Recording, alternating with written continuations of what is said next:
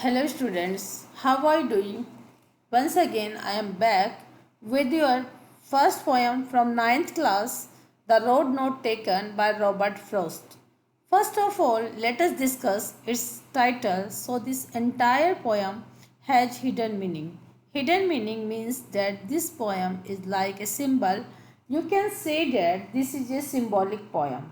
Actually, the road represents our life, and what the poet is saying, he is saying that the road which we don't take in our life, what are the feelings in future about that? Means we have so many options, we have sometimes we have so many roads in front of us, but we are able to take only one road. Now, poet is going on a road, and at the place he had two options. Means the road diverged in two direction. He can go to right or left, but it is clear that he can take only one road. So the second road, which the poet can't take, what do you think in future, and how would you decide which road you should take, and what is the effect of this decision upon your future? The poet tells in this poem in his own experience, and he is correlating this with his own life. You consider your life as a road. It happens so many times that in our life there are so many choices, so many options, two or more, and we have to choose one out of them, and we can't go back out of them. We we can keep going on the same road. We select more options and go on. Just like if we are going on one road, that road or that options may separate it in two more options or two roads, and again that one road will can will give us next options.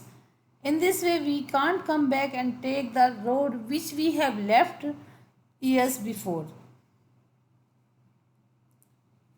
Let's start reading the poem. Let's start with the poem. First stanza goes like this. Two roads diverged in a yellow wood, and sorry I could not travel both. And be one traveller, long I stood, and looked down one as far as I could, to where it bent in the undergrowth. Word meanings. Diverged means separated and took a different direction. Yellowwood means a forest with decomposing leaves. Undergrowth means dense growth of plants, and bushes means the forest. Once the poet was walking down a road, and then there was a diversion, means separation. There were two different paths, and he had to choose one out of them. The poet says that as he was one person, he could travel on one road only. He had to choose one out of these two roads. Yellowwood means a forest with leaves which are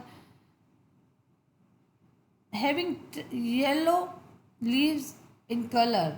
It was the season of autumn. It represents a world full of people where people have been living for many years.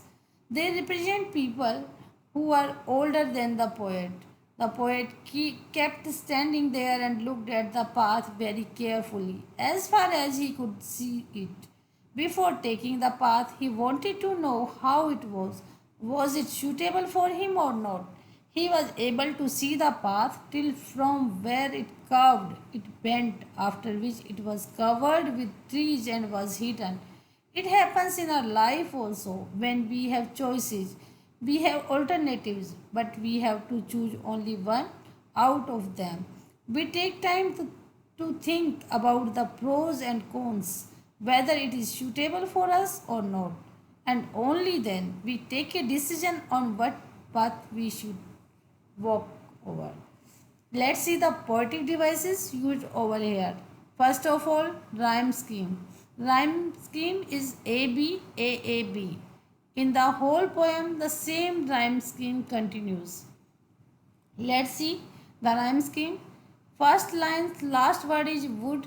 Let us call it A. Second line last word is both. Let us call it B. Third line stood. Let us call it A again, as would and stood are rhyming. Could. It also rhymes with them. That's why also A. Now next, undergrowth. It is rhyming with both. So what is the rhyming scheme? A B A A B. Now second poetic device used over here is symbolism. Here two roads which represents two or more choices or options in our life. That's why here is symbolism. Anaphora is used over here also. What is anaphora? Anaphora is a poetic device which is used at the starting of two or more consecutive lines, then it is called anaphora. Here in lines second, third and fourth starting with and, that's why here is anaphora poetic devices. Let's see the second stanza. It goes like that. Then took the other just as fair, and having perhaps the better claim, because it was grassy and wanted wear, though as for that the passing there had warned them really about the same. Fair means as good as the other one. Claim means better option. Grassy means unused. Wanted wear means had not been used. Let's see the explanation. The poet kept on looking at one path for a long time to check if it is the right path for him or not. And then he decided and started walking on another path because he felt that the both paths were equally good. He says just as fair. So he felt that both paths were equally good and started walking on one of them.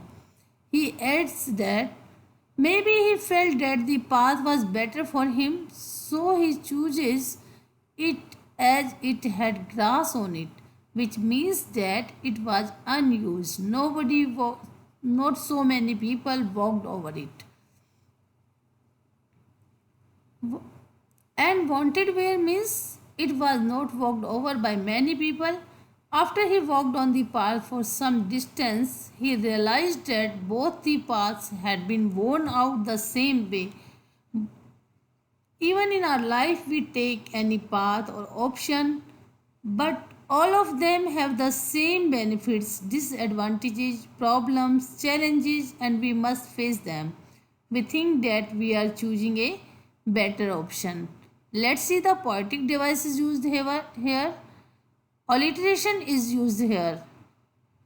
In wanted where W sound is being repeated. And rhyming scheme is the same, that is A B A A B. Let's see the third stanza. It goes like that. And both that morning equally lay. In leaves no step had trodden black.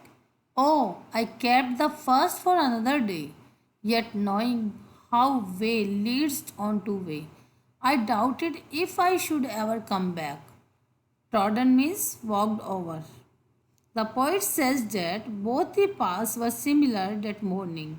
Both had leaves on them and no one had stepped on them as they were still green in color. He decided that that day he would take one path and keep the other path on another day. He knew that he could not go back on the choice that he had made.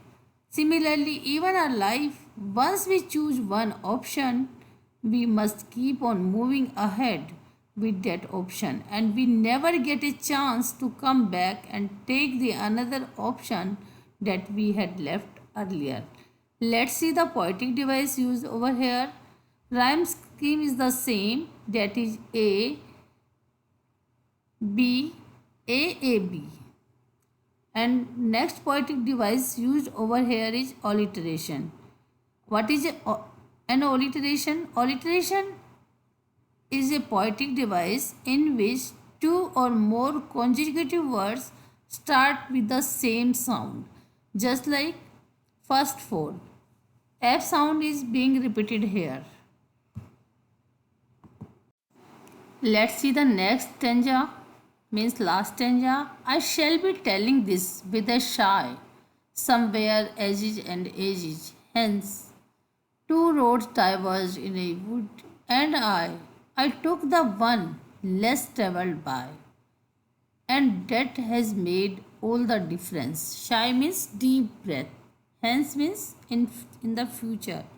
He says that in the future he will take a deep breath and say that once upon a time he had reached such a point in life that there were two options for him, and he travelled on that road which had been travelled upon by lesser number of people.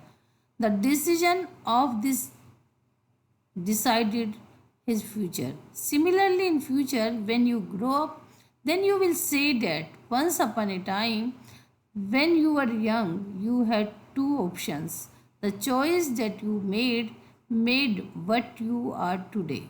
This is a very strong message for all the students that you should be wise and be careful while making choices out of the options that you have in your life, because your future depends on the choice that you make today. Let's see the poetic devices used over here. First of all, rhyming scheme. Rhyme scheme is the same, that is AB, AAB. You can see shy and I and by. These two lines, last word, are rhyming with each other. That's why we call them A. Hence and difference are rhyming with each other. We call them B. So rhyme scheme is AB, AAB. Repetition poetic device used over here as his word is being repeated twice. What a poetic device repetition is? Repetition is a poetic device in which a word or line is repeated again and again. That's all, students. I hope you all have understood and enjoyed the poem. Thank you for watching the video.